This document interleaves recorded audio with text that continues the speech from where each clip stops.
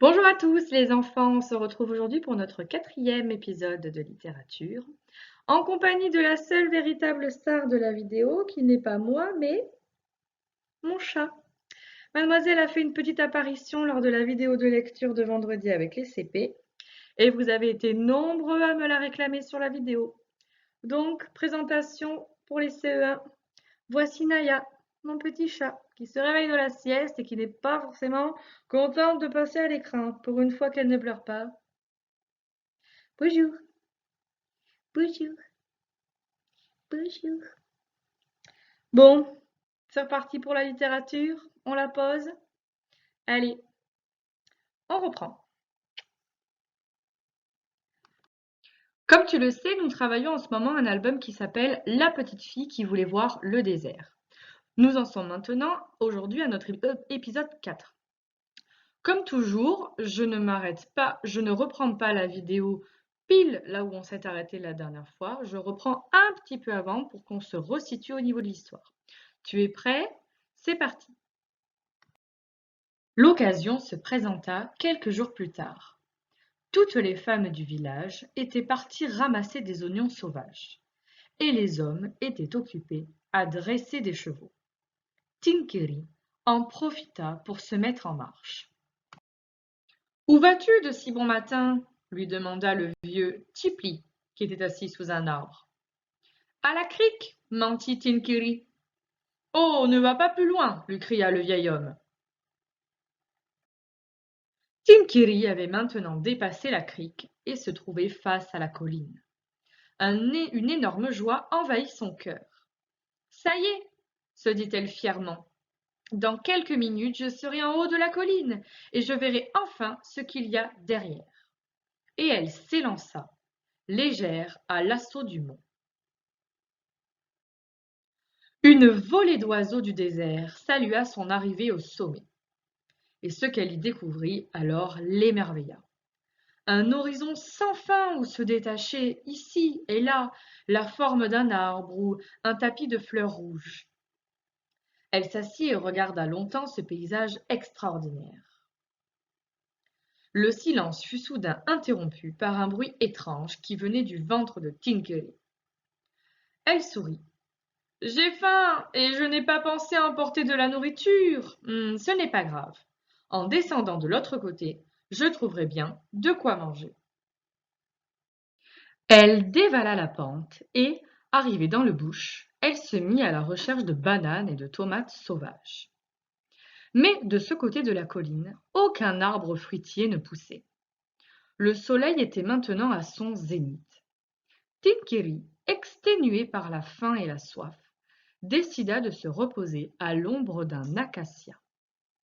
« Bonjour, petite fille !» lui dit un oiseau perché sur une branche. « Que fais-tu par ici ? Je suis Tinkery et je suis venue découvrir ce qu'il y a derrière la colline. Et toi, qui es-tu ? Je suis Nini, le pinson zébré, et j'habite dans cet arbre. Nini, sais-tu où je pourrais trouver à boire et à manger ? Mais ici même, j'ai souvent vu les femmes de ton village écraser les graines de mon arbre pour obtenir de la farine, avec laquelle elles faisaient des galettes. Hélas, soupira Tinkery, je ne sais pas faire cela, je n'ai pas encore appris. Le soleil déclinait à l'horizon quand Tinkery se remit à marcher. Soudain, quelque chose bougea sous ses pieds. Un gros lézard venait de slalomer entre ses jambes.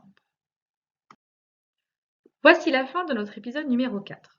Avant de nous quitter, j'aimerais te poser quelques petites questions pour vérifier ta compréhension du texte et vérifier également si tu connais bien tous les mots.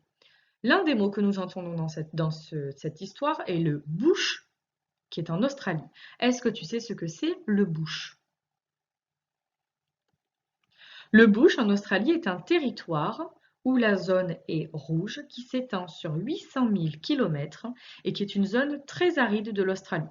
C'est notamment dans le bush de l'Australie que se déroule l'histoire de Tinkery. Ensuite, est-ce que tu sais ce que c'est et à quoi ressemble un acacia ? Car à un moment donné dans le texte, on montre que Tinkery, comme le soleil est à son zénith, elle se met sous un acacia. Est-ce que tu sais ce que c'est et à quoi ça ressemble ? Un acacia est un grand arbre. On peut trouver des acacias en France, mais ce n'est pas la même variété. Là, quand on parle d'un acacia australien, on parle de cet arbre-ci, qui est un arbre qui peut être très très grand. Ensuite, est-ce que tu as déjà vu à quoi ressemblait un pinson zébré, comme Nuni? Voici à quoi ressemble l'oiseau de l'histoire. Des pinsons existent, mais il y a plusieurs variétés de pinsons qui existent, notamment les pinsons zébrés. C'est un oiseau très rare. Et ensuite, je pense que tu en as déjà vu, mais je te pose quand même la question, est-ce que tu sais à quoi ressemblent les lézards? Pas les petits lézards qu'on a vus dans le jardin. À quoi ressemble un lézard, notamment d'Australie? Ça ressemble à un lézard qu'on voit sur notre terrasse ou dans notre jardin, mais ils sont bien plus gros et bien plus dangereux. Ils mordent un peu plus. Est-ce que dans le texte, je me le remets sous les yeux, tu sais ce que ça veut dire quand le soleil était maintenant à son zénith? Qu'est-ce que cela signifie d'après toi? On dit que le soleil est à son zénith quand ça veut dire que le soleil est à son plus haut point dans le ciel. Ça veut dire qu'il est arrivé au point le plus haut dans le ciel. Tu le sais, le soleil tourne, enfin la Terre tourne autour du soleil, et lorsque le soleil arrive dans le ciel, monte, monte, monte, monte, et qu'il arrive à son point culminant le plus haut, on dit qu'il est arrivé à son zénith. C'est une expression. En parlant d'expression, on dit que Tinkiri est exténuée par la faim et la soif et qu'elle décide de se reposer à l'ombre de l'acacia. Qu'est-ce que ça veut dire être exténuée? Être exténué, c'est un synonyme d'être épuisé, d'être très fatigué. Est-ce que tu sais également ce que veut dire, à l'inverse, dans l'histoire, on dit que le soleil déclinait à l'horizon quand Tinkiri se remit à marcher. Qu'est-ce que ça veut bien pouvoir dire le soleil décline à l'horizon? Ça veut dire qu'à l'horizon, lorsque Tinkili regarde l'horizon, elle voit le soleil qui descend peu à peu dans le ciel. Dernier petit mot pour vérifier que tu as bien tout compris. À la fin, on marque que soudain, quelque chose bougea sous ses pieds. Un gros lézard venait de slalomer entre ses jambes. Est-ce que tu sais bien ce que ça veut dire slalomer? Oui, slalomer, ça veut dire zigzaguer. Comme quand on travaillait en basketball, tu sais, avec Aurélien, l'intervenant sportif. On slalom entre les plots. Et bien là, le lézard zigzague entre les jambes de Tinkery. C'est donc la fin de notre épisode numéro 4. Les CE1, je vous laisse faire le questionnaire de lecture. Et les CP CE1, on se retrouve pour le 5e épisode lundi. Très beau week-end à vous!